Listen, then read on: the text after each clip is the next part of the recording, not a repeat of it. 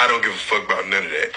I do not want a black all-American story when it comes to Polo Ralph Lauren, because that is not how we and people who look like me have engaged with Polo Ralph Lauren.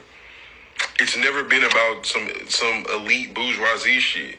We stole that shit. You know, this conversation is really funny because two things can be true at the same time. Black people definitely stole Ralph Lauren. There was a group called the Lowlifes in the 80s and 90s that stole Ralph Lauren because it was looked at as to be elite. So they wanted to be elite but couldn't afford it. They did steal it in New York City, as a matter of fact.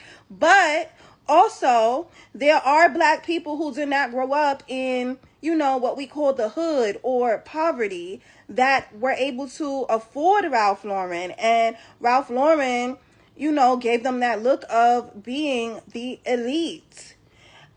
I think instead of us, you know, worrying about division between black people and white people, we really need to focus on the division in our own community.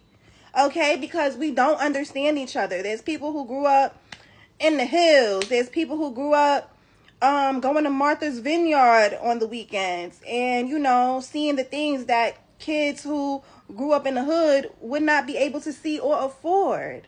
Maybe if we have these conversations, we can better understand each other. But until then, y'all are going to continue to think that all black people did was steal Ralph Lauren. Which, again, two things can be true at the same time, people. Also, before anybody says anything, the Lowlifes did consist of black people and Hispanic people. Okay, bye.